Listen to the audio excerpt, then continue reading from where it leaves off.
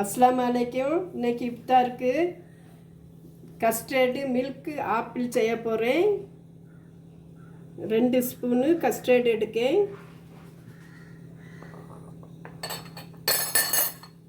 கொஞ்சம் பால் ஊற்றி கெட்டியாக கலக்கிடுதேன்.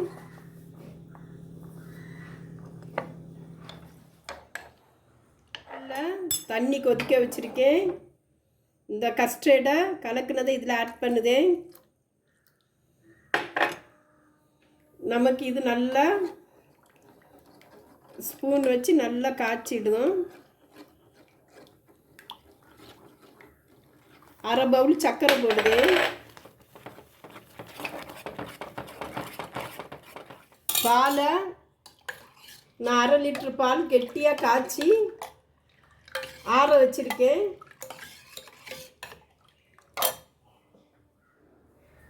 நான் கஸ்டர்டு மில்க் ஆப்பிள் ஷேக் செய்திருக்கேன். கஸ்டர்டை தனியாக நான் காய்ச்சி வச்சுருந்தேன். கஸ்டர்டை தனியாக நான் காய்ச்சி வச்சுருந்ததை ஃப்ரிட்ஜில் ஒரு 20 நிமிஷம் வச்சு இப்போ மிக்சியில் ஆட் பண்ணுதேன்.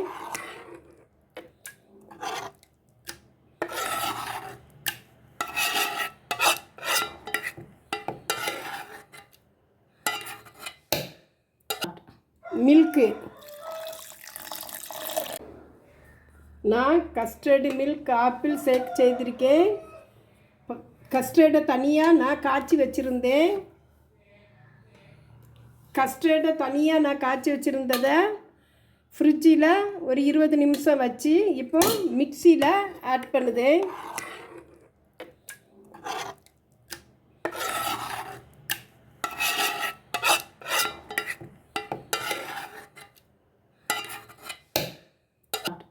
மில்க்கு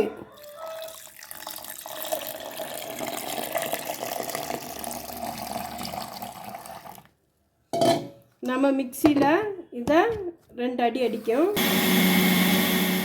ஒரு பவுலில் ஆட் பண்ணுதேன்.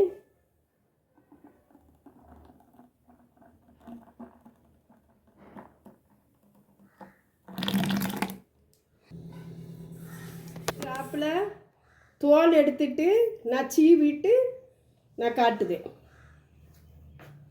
ஆப்பிளை நான் சீவுதேன்.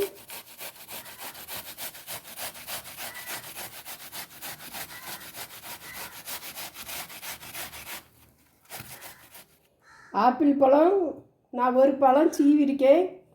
சீவி இந்த இதில் ஆட் பண்ணிட்டேன். கஸ்டர்டு இதில் மில்கில்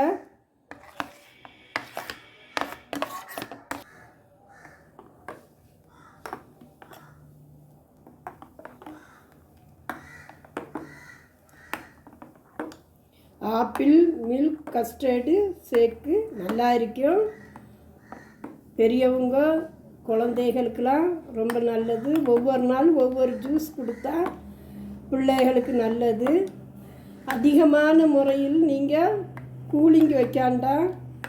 இப்போ வெயில் காலத்தில் தொண்டை வலி எல்லாம் வரும்.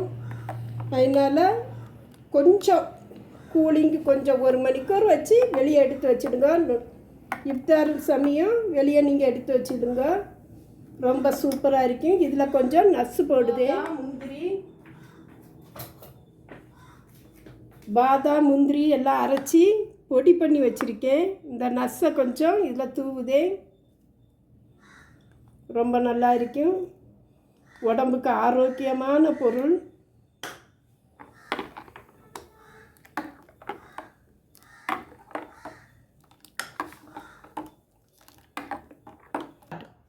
ஒரு கிளாஸில் நான் ஆட் பண்ணுதேன். எவ்வளோ சூப்பராக இருக்கு. இதே மாதிரி நீங்கள் வச்சு சாப்பிட்டு பார்த்துட்டு கமெண்டில் சொல்லுங்கள். சூப்பராக இருக்கும். அஸ்ஸலாமு அலைக்கும்.